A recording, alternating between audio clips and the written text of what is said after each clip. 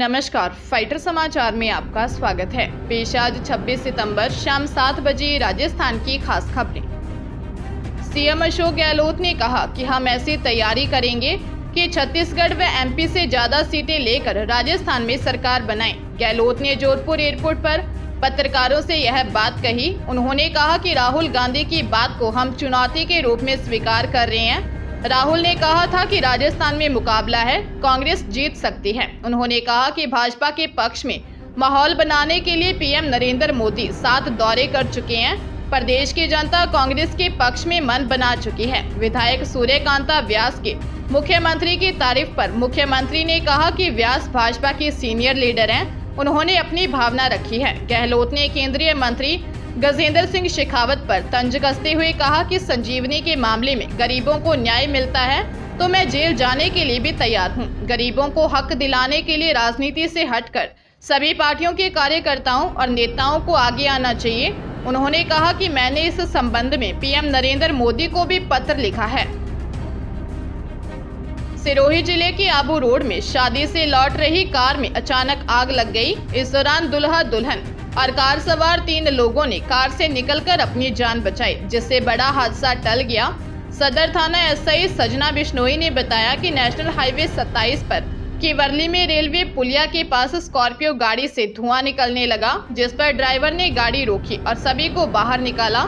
इसके बाद गाड़ी के बोनट को खोलकर देखा तो अंदर से आग की लपटें उठने लगी। देखते ही देखते आग ने विकराल रूप धारण कर लिया, जिससे गाड़ी जलकर खाक हो गई। पुलिस ने बताया कि शादी के बाद दुल्हा दुल्हन सिरोही के स्वरूपगंज से गुजरात के डीसा जा रहे थे। फिलहाल पुलिस ने वाहन को साइड कराकर रास्ते को सुचारू करवा दिया है। इस सत्र के बजट में मुख्यमंत्री ने सितंबर तक प्रदेश में 2000 मिनी आंगनबाड़ी व 8000 आंगनबाड़ी के नए केंद्र खोलने की घोषणा की थी, लेकिन महिला व बाल विकास विभाग के अफसरों की लापरवाही से प्रदेशवासी 10,000 नए आंगनबाड़ी केंद्रों से वंचित हो सकते हैं। जहां अक्टूबर से आचार संहिता प्रस्तावित है, वही प्रदेश भर के विभाग के जिला कार्यालयों से महज 20 दिन पहले ही सरकार सेंटरों पर फाइनल प्रस्ताव भिजवाए गए हैं। अब प्रस्तावित केंद्रों की स्वीकृति के लिए राज्य को पहले केंद्र सरकार की मंजूरी लेनी होगी। इसके बाद निदेशालय से हरी झंडी मिलने के बाद नए आंगनबाड़ी केंद्र खुल सकेंगे। ऐसे में सितंबर तक केंद्रों को स्वीकृति न मिलने पर मामला आचार संहिता व विधानसभा चुनाव में उलझ सकता है। इसका खामियाजा 20,000 पदों पर होने वाले आशा कार्यकर्ता व सहयोगिनियों को भी भर्ती प्रक्रिया अटकने के कारण उठाना पड़ेगा।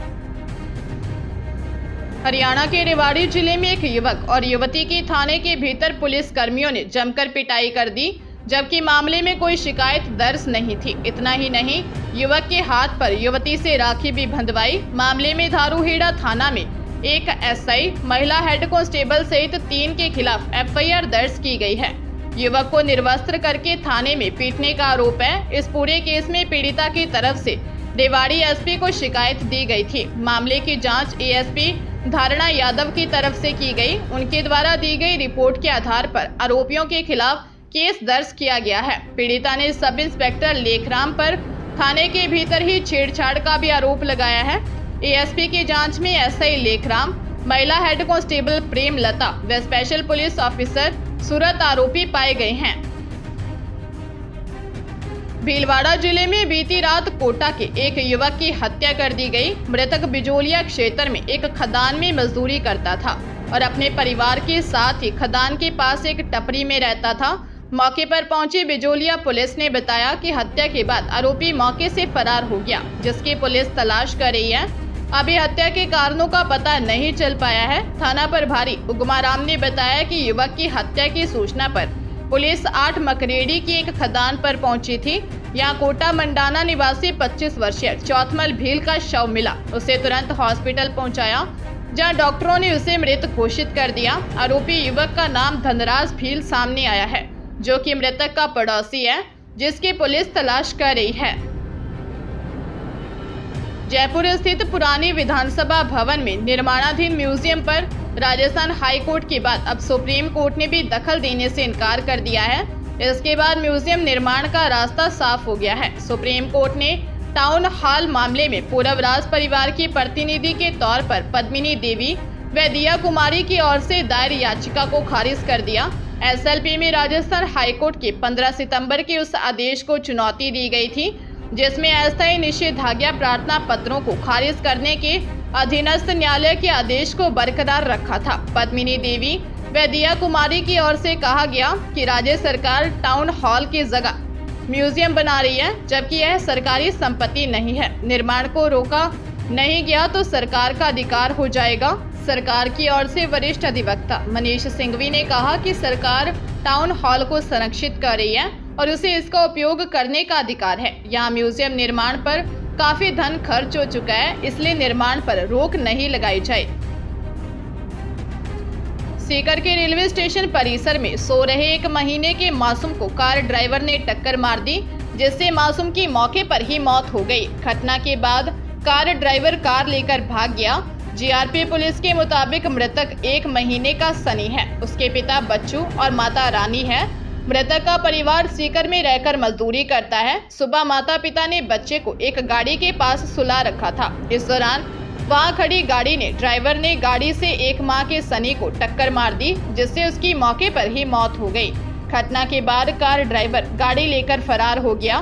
माता पिता वहीं बैठकर रोने लगे। जीआरपी पुलिस मामले की जांच कर रही है।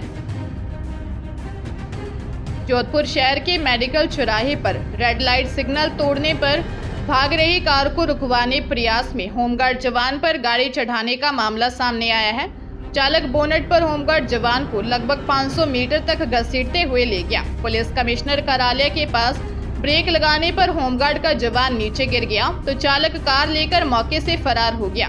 फिलहाल घायल होमगार्ड जवान का जोधपुर के मथुरादास माथुर अस्पताल में इलाज चल रहा है। जानकारी के अनुसार होमगार्ड जवान प्रताप की मेडिकल चौराहे पर ड्यूटी थी। रात को सफेद रंग की ऑल्टो कार आखलिया चौराहे की तरफ से आ रही थी और सिग्नल तोड़कर जाने लगी।